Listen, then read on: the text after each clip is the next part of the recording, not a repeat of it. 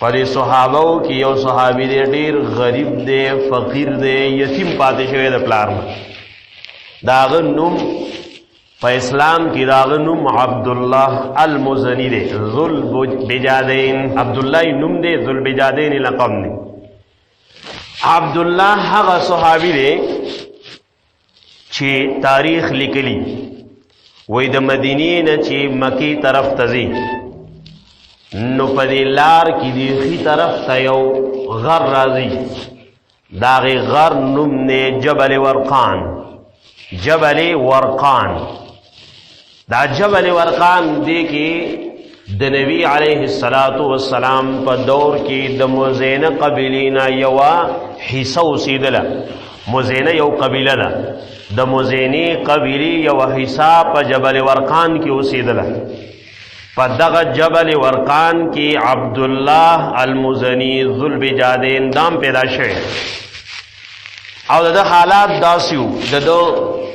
د جاهلیت په زمانه کې نوم عبدالعزا دی عزا لات منات عزا ډیر لوی لوی بوتانو د جاهلیت د زمانه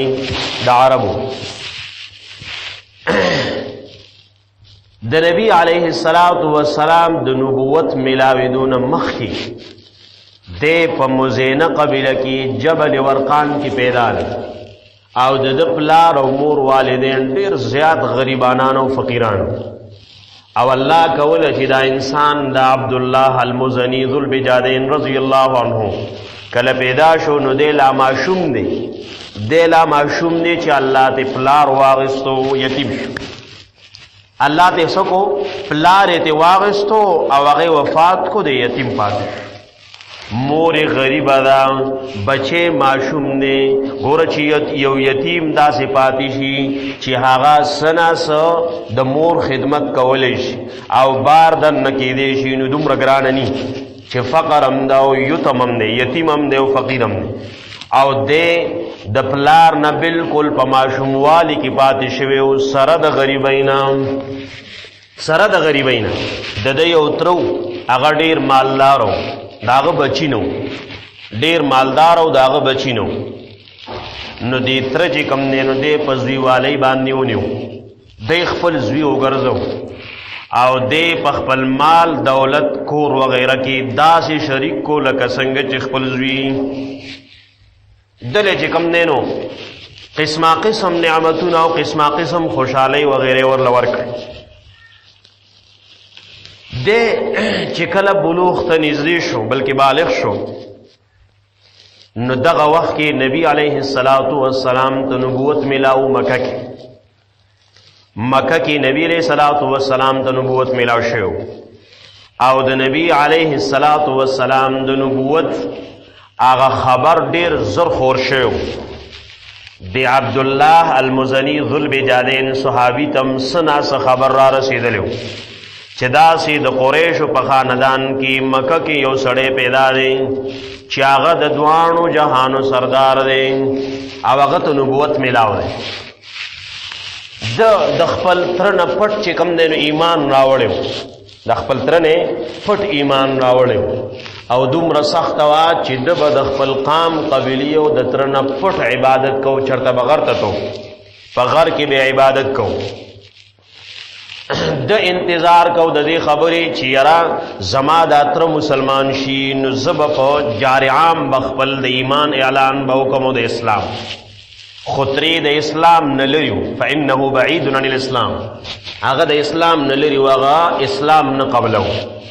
دیبا چې کومې قافلې به د مکی نه مدینی وغیرہ تراتلی په د غلار باندې لار کې بناستو د مکی قافلون به تپوسونه کول د نبی له سلام مبارک او د نبی علیہ السلام لا لیدل نه دی د نبی علیہ الصلوۃ والسلام خبر لا نه دی اوریدلی او غیبی ایمان راوړی دی په نبی علیہ السلام نبی علیہ السلام هم نه دی لیدل خبر هم نه دی اوریدلی داغي اخلاق هم نه دی کتلی داغي کردار او لباس هم نه دی کتلی او بیا هم ایمان راوړی دی مسلمان شوی نبی علیہ السلام ایمان لري خود خپل ترنا او د خپل قام قبیله نه خپل ایمان پټ کړي او چرته په غر کې ځان لږه کې به عبادت کو پټا د تر د ایمان او د اسلام انتظار کو چې د مؤمن مسلمان شي نو زبم د خپل ایمان او د اسلام اظهار وکړو. ترې هغه دا خبره نه قبل ول دی کې نبی علیہ الصلوۃ والسلام د مکی نه مدینه ته هجرت وکړو. مکی نه مدینه ته نبی علیہ السلام هجرت وکړو. دته پته ولګېدله دا سخت برداشت کولی او انتظار کو د دې خبرې چې تر می ایمان راوړي، خو ترې چرته ایمان راوړو. ترې ایمان نه راوړو نو یو ورځ چې د صبر ختمام شو نو تر لراغې ورته سوی وی ای زما ترو زه په دې انتظارم چې ته به ایمان راوړي نو زبم د خپل ایمان اظهار جار عام کم صفا به ویم چې زه مؤمن مسلمان یم. اشهد ان لا اله الا الله وان محمد رسول الله. زبا دا اعلان وکم خو زما تر کته چرته د ایمان په باره کې رغبت لري، اسلام ته راغب نو مسلمان شاه. تر ورته سوی تر ورته وی لئن اتبعت لئن فعلت وتابعت دین محمد لأنزعنك من جميع ما اعطيتك. و اے ذوالبجادین اے عبدالعزا، دغه وخت نوم عبدالعزا دی، و اے عبدالعزا تک چرته چې کوم دی د دین محمد تابع د نبی علیہ الصلوۃ والسلام د دین تابعداری کې او دا کار کوي، دا کار کې یعنی دین تابعداری د نبی علیہ السلام کې نو لأنزعنك جميع ما اعطيتك نو زبتان ټول هر هغه سوالم چې تعالی ما درکړي دي. دی خو د خپل زوی په شان ګرځولې عبد الله المزنی ذوالبجادین دی د خپل زوی په شان ګرځولې، خپل جیداد او خپل مال او دولت کې شریک ګرځولې. هغه ورته سوی وی انی متبع دین محمد صلی الله علیه وسلم، وی زر دین محمدی تابعیم منصرف عن عبادت الاحجار الى عبادت الواحد القهار. وی زد نبی علیہ الصلوۃ والسلام د دین تابع مام او د غټو د عبادت نام مخړون کې عبادت واحد او قهار ذات طرف تا د غټو عبادتونه نه کوم، زد واحد قهار د یو ذات عبادت کول غواړم، زدا غتابی. تری قام قبیلم راجم اکړه یره دا سړی خو بی دین شوی دی،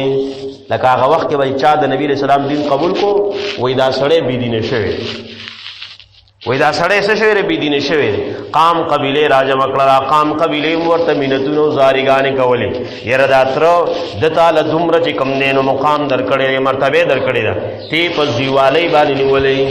تعالی خپل جیداد او خپل مال کی حصہ درکړې ده او دا ته کمی خبرې کې بی دین شوی د خپل پلار نه کدین دی پرې خره. هغه ورته وی حسمی نه دی پکار. علما فرمایي وی لقد نادت الدنيا ذل بجادین، لقد نادت الدنيا ذا البجادين فأصم أذنيه عن سماع أصواتها وأقبل على الآخرة يطلبها من كل سبيل. علماء فرمائے ذو البجادين رضی اللہ عنہ مبارکی وی دنیا اغت آوازون ورکول چی ما طرف تراشا ما قبولکا. وی ذل بجادین آغا چی کم نے نخپل غوگون دا دنیا دا آوازونو نکانا کریو چی ستا دا آوازونو ناورم دنیا میں ندا پکار کورا ترے چی کم دے نو دزان سر دنیا کی شریک کرے کن مال او دولت او جیداد کی شریک کرے.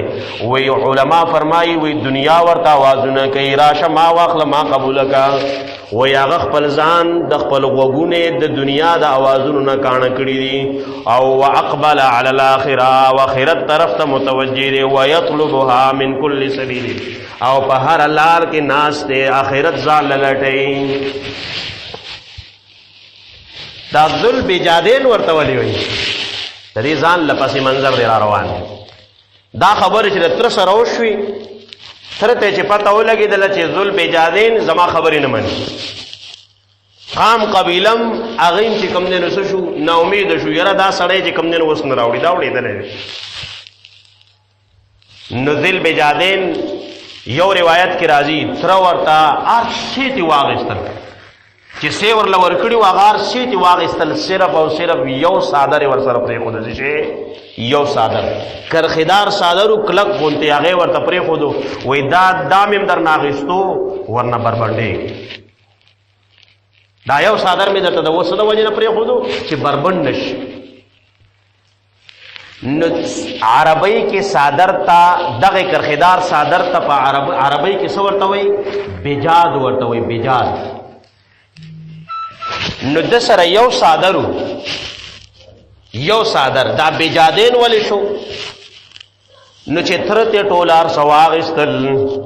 یو صادر وسره پرېښودو او د خود نبی علیہ السلام مبارک اوریدلی چې مدینی ته راغلی دغه صادر د ځان نتاو کو مدینی طرف ته خپې بلخپې پیادل روان شو. هغه تیار ساغیستو غریب فقیر سړیو خپې بلخپې او دغه رنګې پیادل روان شو مدینی طرف ته. چې مدینی ته نږدې شو نو د خپل صادر په منځ دوه یو نه لنګ او بل نه صادر جوړ کو یو یې بره واچو او یو یې کم نه نو لنګ. نو دا دوه ټوکړې دوه صادرې ذل بجادین صادرې دوه ټوکړې کړې وي دوه صادرې بجادین دوه صادرې ټول دوه یو صادرې ټول دوه ټوکړې کړې وو د دې وجې نه ورته سوی ذل بجادین وي دوه صادرو والا صادر یو خو دوه ټوکړې کړې. چې مدینې ته رانږدې شو نو صادرې دوه ټوکړې کو او چې مدینې ته ورغی مسجد نبوي ته نو شپه ده مسجد نبوي کې شپه تېره کړله. چرته شپه تېره کړله یو روایت کې خدا راځي چې د تره ورسره یو صادر پرېښودو. اسد الغابا او دغه رنګې سیر و اعلام النبلا کې دا ذکر دی. او یو روایت کې دا راځي چې تره ته دا صادر هم واغېستو مور له کور ته راغی د مور سره یو صادر و دغه یو صادر ورله مور ورکو نیمه کو ورله نو یو یې ورله لنګ کو بلې ورله صادر کو. یو روایت کې خدا راځي تر وسره یو صادر پرېښودو یو روایت کې دا راځي چې صادر هم ترې واغېستو کور ته راغی دا ذل بجادین ورته د دې وجې نه وایي چې مور والا دا یو صادر دوه ټوکړې کو یو یې ته لنګې وو یو نه او بلې ورله په سر واچو د نور بدن نه ولته و. په مسله باندې پوه مسجد نبوي ته راغی په مسجد نبوي کې شپه تېره کړله. کله به چې نبی علیه السلام شپه تېره کړله او سار به شو مونځ به وکړو د ساري د مونځ نه پس به نبی علیه السلام صحابه فرمایي مونږ ته متوجه شو داسې مخامخ به مونږ ته کېناستو. امام له پکار دی چې دې خوا یا دې خوا نه مخ کوي بلکې راتاو شي په ښي طرف نبی علیه السلام دواړو طرفونو ته راتاو شوی ښي طرف ته هم او ګس طرف ته هم بالکل مقتدیانو ته مخ مسله باندې پوه شي که نه. امام له پکار دی چې مقتدیانو ته مخ کړي نه اخوا او نه دې خوا مخ راتاویږي په هر طرف چې راتاویږي که ښي طرف ته راتاویږي او که ګس طرف ته ځکه نبی علیه السلام دواړو طرفونو ته راتاو شوی دی او بیا بالکل ناس مخامخ مقتدیانو ته. صحابه فرمایي نبی علیه السلام مونږ ته رامخامخ شو او چې کله به نبی علیه السلام سحري مونځ کو نو مونځ نه پس به صحابه خپل خوبونه نبی علیه السلام ته ویل نبی علیه السلام به د خوبونو تعبیر ورکو صحابه به نبی علیه السلام ته خپلې مسلې پیش کولې نبی علیه السلام به جوابونه ورکولې او که څوک مېلمه به راغلی و هغه به هم نبی علیه السلام کتو چې څوک مېلمه خو پکې نشته دی چې د هغه مېلمستیا وشي. نبی علیہ السلام وی را متوجی شو صحابه طرف تا چې وی قتل نو یو صحابي پکې ناشنا یو صحابي سره ناشنا صحابي دی ورته وی من انتا وی تسو کی داغه نوم په جاهلیت کې عبد العزا افرایتم اللات والعزا ومنات الثالثه الاخرى سوره النجم کې وېشتمه سپاره کې دغه ذکر دی. دا د عرب لوی بوتان غټ غټ خدایان هغه بچی نمونه د بچو کې خودل نو پسې به کې خودل د عبد العزا عبد اللات وغیرہ د څه به کې خودل د لات بندا د منات بندا د عزا بندا د دنوم په جاهلیت په زمانہ کې عبد العزا او نبی علیہ السلام ته تپوس کوي من انت دی ورته جواب کوي وی عبد العزا نبی علیہ السلام ورته وی نا عبد الله المزنی ذل بجادین وستان سره عبد العزا نه دی بلکې عبد الله دی المزنی او ذل بجادین دوو صادرون والا ذل بجادین ورته دی وایي. نبی علیہ السلام ورته بیا فرمایي وې د دې صحابه او اصحاب صفه سره چې کوم دینو یا د دې سره یا او ستا ملمستیا او ستا هغه خدمت هغه به چې کوم دی نو مونږ به کوو. ذوالبجادین صحابي د اصحاب صفو سره د نبی علیہ الصلوۃ والسلام تعلیمات زده کوي، اخلاق زده کوي، کردار او گفتار زده کوي، او نبی علیہ الصلوۃ والسلام پسې په مسجد نبوي کې منځونه کوي. نبی علیہ السلام وی ولا الضالین، ذوالبجادین ورپسې وی آمین. هغه صحابي دي. دا یو فضیلت هم د یو انسان د پاره کافی دی چې په مسجد نبوي کې ولاړ دی او په نبی علیہ السلام پسې جمع. نبی علیہ السلام سورۃ فاتحہ وی اهدنا الصراط المستقیم، ایاک نعبد و ایاک نستعین، اهدنا الصراط المستقیم صراط الذین انعمت علیہم غیر المغضوب علیہم ولا الضالین. او صحابی شاته سوی آمین. دې دعا په قبلېدو کې شک شته. دا یو فضیلت هم کافی دی. ذوالبجادین د نبی علیہ الصلوۃ والسلام سره په غزوو کې جنگونو کې مشرکی او د نبی علیہ الصلوۃ والسلام په ژوند باندې وفات دی وکیدا. او دا هغه سړی د سیر و اعلام النبلاء او دغه رنګ وسط الغابه کې ذکر کوي. وی فکان اول امرئ یسلم من قومه من جبل ورقان.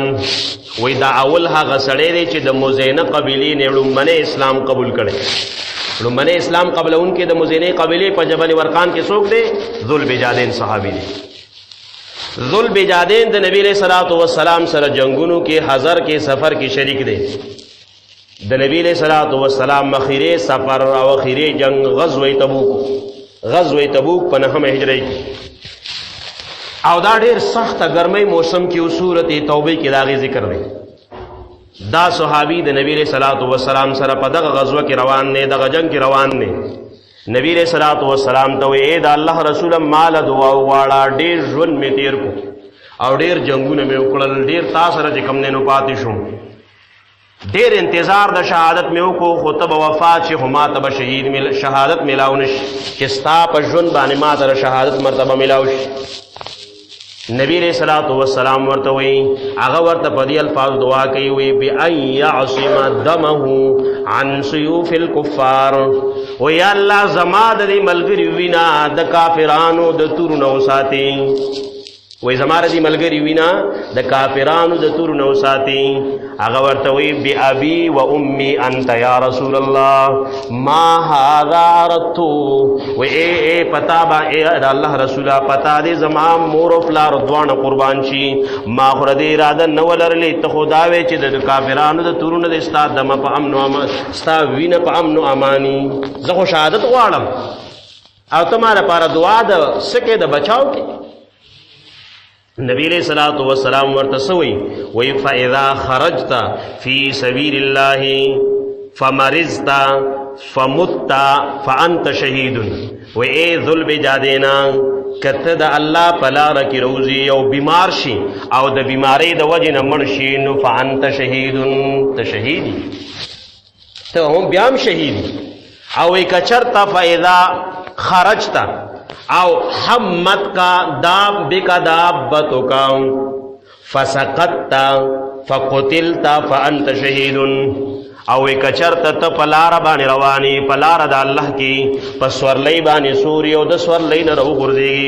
او سورلې تا چقنی کی او د چقنی کی دو د وجنه چې کوم نه رته شي زرا ګرځي دو د وجنه وفات شي او قتل شي نو فانت شهید، ته شهیدی.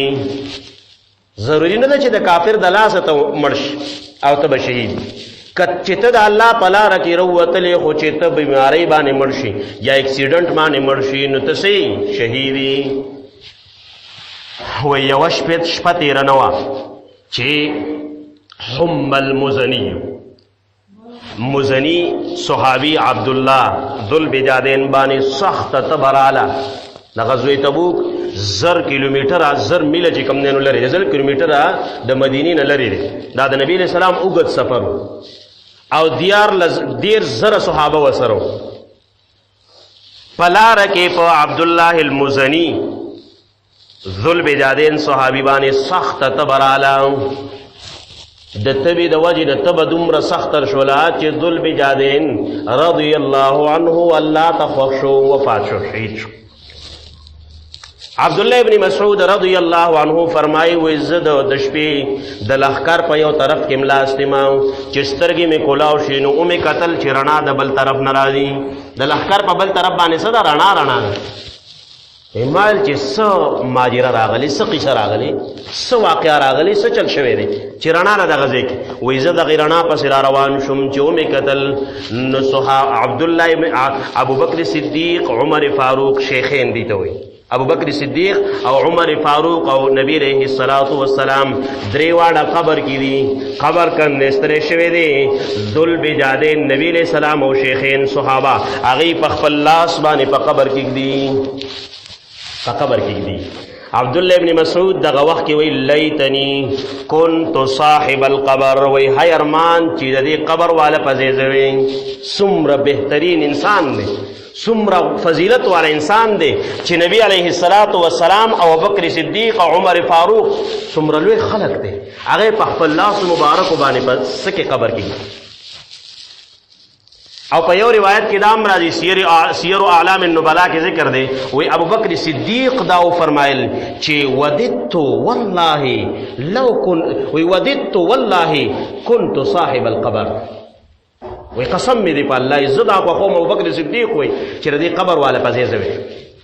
چې نبی علیہ الصلوۃ والسلام په خپل لاس مبارک باندې په قبر کې هغه صحابي دی ذل بجادین ذل بجادین هغه صحابي دی چې نبی علیہ الصلوۃ والسلام ابوبکر صدیق عمر فاروق هغه په خپل لاس مبارک باندې پس کې دی په قبر کې صحابه او نبی علیہ السلام په خپل جنازه کړي صحابه او داغه جنازه پڑھاو کړي ذل بجادین هغه صحابي دي اوی وی دنیا ورته چغې والی دنیا ورته आवाजونه کول خو د یو صادر په دغه یو صادر کې ټول ژوند تیر کړي په یو صادر کې ژوند تیر کړي د دنیا د आवाजونو خپل غوګونه کانه کړي چې ستا आवाजونه نه و ويطلبها واقبل على الاخره يطلبها من كل سبيل او اخرت طرف ته متوجه اخرت د اخرت ګټه په هر لار کې لټول